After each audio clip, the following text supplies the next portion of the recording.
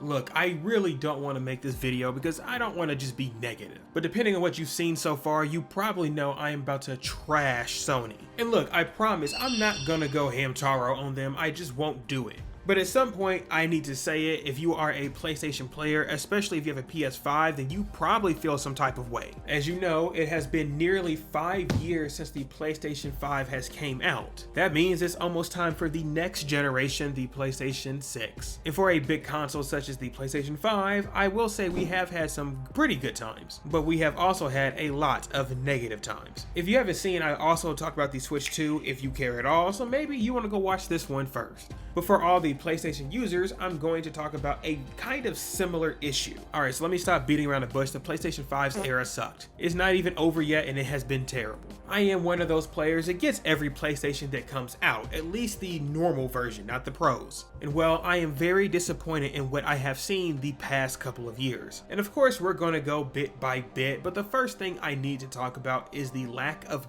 games. This is the PlayStation 5, big Sony, and there is a lack of exclusive games for the console. I literally had to look this up because I buy a lot of games. However, I know there's not a lot of exclusives anymore. Games that were originally released on the PlayStation 5 exclusively are now just shifting over to Steam. Remember that Spider-Man 2 game that was amazing that had like Miles and Peter Parker? That's on Steam. What about that cool sequel, Horizons Forbidden West? That's on Steam too. Final Fantasy remakes? Yep, they're on Steam too. The only games that I see that people really care about that are exclusively on the PlayStation 5 are things like Astro Bot. And this game was a joy. Don't get me wrong, I loved it. Game of the Year and all that other jazz. However, it was specifically made for the 5. So I don't expect this to be on Steam, at least for now. The only other game I can see that maybe people care about is Demon Souls. But I don't think that's not on Steam because they don't want it on Steam. I think they just kind of forgot. So the lack of games coming to PlayStation 5 exclusively is a huge issue. If you have a computer, why would you just not play on Steam? That's honestly terrible, Sony, just terrible. And maybe you get more money if you do have it on something like Steam, but I can't help but think, why would I just not get a PC in the future? Especially because Steam has discounts. Your local Amazon probably doesn't. Well, at least not at the same level that Steam has. But you know what? At this point now, there's not going to be more exclusives. They just kind of pooped on that whole part. So I just take that as an X and let it go.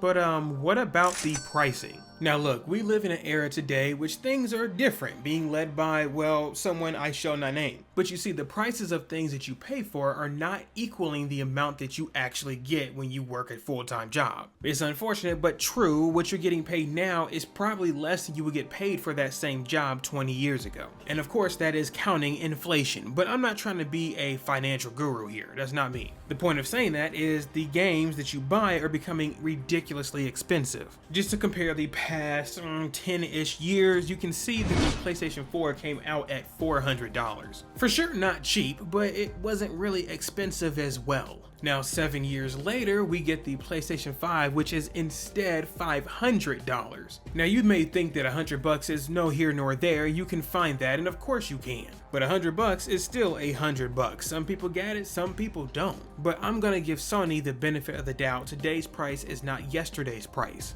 So how about this one? What about the PlayStation 5 Pro being this price? $250 more for what? I'm just gonna be honest with you, what we've seen from the PlayStation 5 Pro is simply not enough. The graphical enhancement, if you would, is not worth you paying $250 more. Maybe if you didn't already have a PlayStation 5, it's worth it, but are you really about to drop another $750 for a second one? Nah, dude, and don't forget that the games are already at a higher price as is. So are you really about to go drop $800 for something like this? The Pro is what really caused an issue with the base pricing of the 5. I wouldn't really say that $500 was an issue, it's more of the $750. But you see, Sony also decided to do something else as well, and I can't just blame them because Xbox as well as Nintendo did the same thing. They raised their prices for their old consoles. Why? Usually how things work, unless you're looking for a house, if you have something it will devalue as you use it more. It's simply how senescence works. If you go and buy a new car and drive it off the lot, it instantly devalues.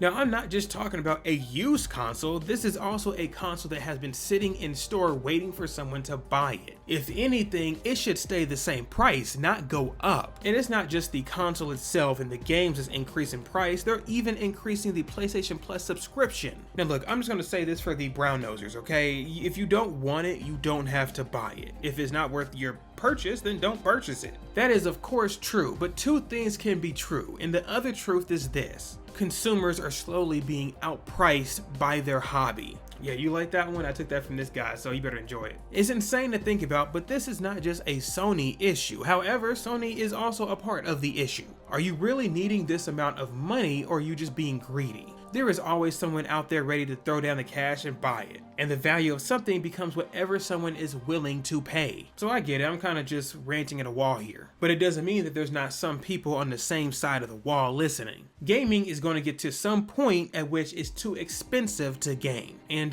word of mouth is PlayStation 6 is somewhere amongst the horizon. I really don't see them going down in price. So are we talking about maybe $700 for the next PS6? I don't know, dude, but this is kind of wild. But now that I talk about the consoles and the games as well as the pricing, there's one more thing I need to talk about. We are in this very weird area within gaming. Actually, I should branch this out. It's not just gaming, it's within entertainment period. Companies are more likely to do what they used to do and make a remake or a remaster compared to a new IP. I hate it. I'll be honest with you, I just hate it so much. The amount of remakes and remasters we get for content is a little bit too much in my opinion. I'm not gonna go look this stat up, however, it feels as if we got the most remakes and remasters of any generation I've seen. And when it comes to remakes and remasters, there's kind of an issue. When you have a remake of an old game, you try to hit two different audiences. The portion of the audience that has never played this game whatsoever and you want them to enjoy that set content, and also the older generation that love that content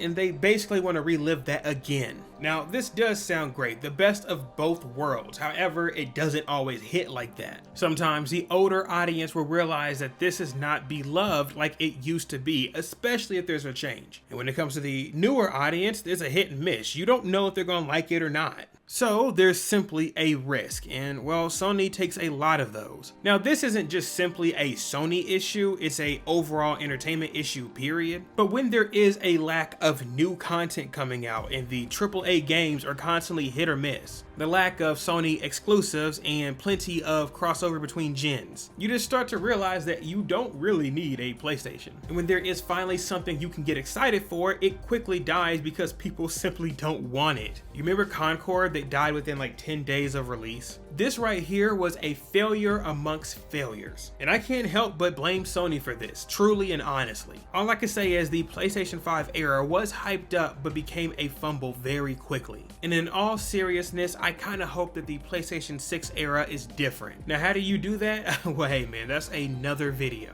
But when it comes to this era, I am very disappointed. But let me know what you guys think about the PlayStation 5 era in the comments down below. Again, we just talked about the Switch 2, so if you want to see that, it's somewhere on the screen here. And we have another big one coming out pretty soon. So if you want to see more gaming content, show some love to this video. Thank you guys for watching. I'll see you next time. Take care.